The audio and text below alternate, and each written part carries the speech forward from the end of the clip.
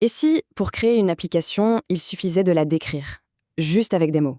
Eh bien, c'est exactement la promesse de Google Opal et de ce qu'on appelle la révolution du vibe coding. On a tous connu ça, non?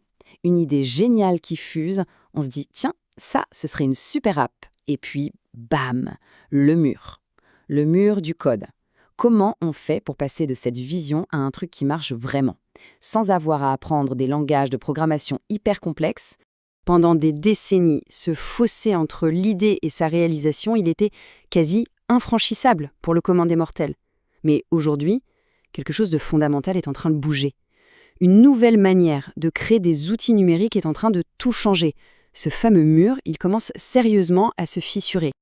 Alors le concept clé derrière tout ça, c'est ce qu'on appelle le vibe coding. Oubliez la syntaxe rigide, les points-virgules, tout ça. L'idée, c'est de passer à l'intention.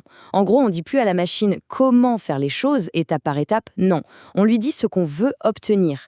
C'est l'IA qui se débrouille pour traduire cette vibe, cette intention, en un programme qui fonctionne. C'est un vrai changement de mentalité. Et au cœur de cette transformation, on trouve un acteur majeur. Google Opal. C'est un outil expérimental qui sort tout droit de Google Labs, vous savez, la pépinière d'innovation de Google. Et son but, il est très clair, permettre à n'importe qui de devenir créateur d'applications grâce à l'IA. La philosophie d'Opal est, elle est d'une simplicité presque déconcertante. Ça tient en 3 mots. Décrire, construire, partager. C'est tout. On décrit son idée, l'IA s'occupe de la construction et hop, on peut partager l'outil. C'est vraiment ça le cœur du réacteur. Ok, mais concrètement, comment ça se passe? Comment une simple phrase peut se transformer en une application qui tourne? Allez, on va soulever le capot pour voir la mécanique de plus près. Alors, imaginons, voilà le genre de requête qu'on pourrait donner à Opal. C'est simple, c'est direct, c'est du langage de tous les jours.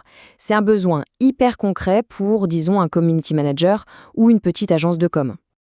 Et là, à partir de cette simple phrase, l'IA d'Opal se met au boulot.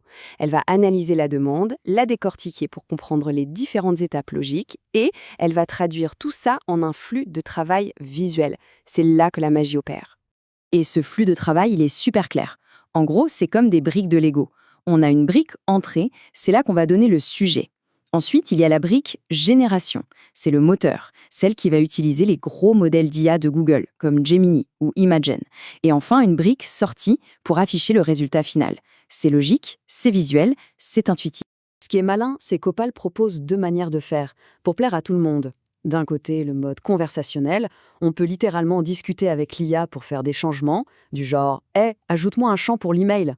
De l'autre, le mode visuel, plus classique, où on peut glisser-déposer les briques soi-même, c'est super flexible. Et c'est cette approche, où l'IA est au centre de tout dès le départ, qui rend Opal vraiment unique. Alors forcément, la question qu'on se pose, c'est comment est-ce qu'il se place par rapport à ce qui existe déjà? Ce tableau, il résume bien la situation. D'un côté, on a des outils comme Zapier ou Make, qui sont géniaux pour connecter des services entre eux. De l'autre, des plateformes comme Power Apps, conçues pour les gros systèmes d'entreprise. Opal, lui, joue dans une autre catégorie. Son but, c'est de permettre à des non-spécialistes de créer des outils intelligents. Et la grosse différence, c'est ça. L'IA n'est pas juste une option qu'on a rajoutée, c'est le moteur de base. Donc on voit bien qu'on n'est plus seulement dans l'automatisation de tâches. La vision derrière Opal, elle est beaucoup plus large.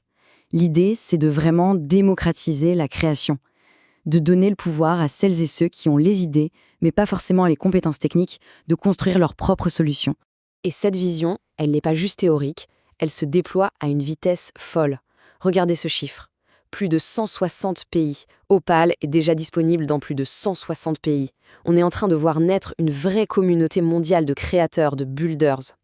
Et les cas d'usage concrets sont déjà là, et ils sont assez bluffants. Pensez-y, un cabinet d'avocats qui passe de 60 à 3 minutes pour analyser un contrat.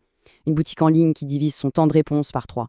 Une agence qui monte une campagne en 15 minutes au lieu d'une journée entière. Et pour un entrepreneur, c'est le rêve, tester une idée de start-up en moins d'1 heure. L'impact est colossal. Bon, évidemment, autant de pouvoir aussi vite, ça soulève forcément des questions. Et il y a des limites, c'est normal. Il faut donc rester lucide sur ce qu'Opal peut et ne peut pas encore faire aujourd'hui. Alors, si on fait le point, de manière très transparente. Côté pour, on a la démocratisation de l'innovation. C'est énorme. Le prototypage devient ultra rapide. Et on a accès gratuitement aux meilleurs modèles d'IA de Google. C'est pas rien. Maintenant, côté contre, c'est une bêta, Donc, il manque des connexions importantes, comme avec des bases de données ou des API externes. Il y a aussi ce fameux risque killed by Google. On sait que Google peut abandonner des projets même prometteurs, et pour l'instant, ce n'est pas fait pour des systèmes d'entreprise très complexes. Et tout ça, ça nous amène à une dernière question. Une question qui ouvre vraiment le champ des possibles. Si créer un outil devient vraiment aussi simple que de le décrire, si la seule barrière qui reste, c'est l'imagination, quelle serait la toute première chose à construire ?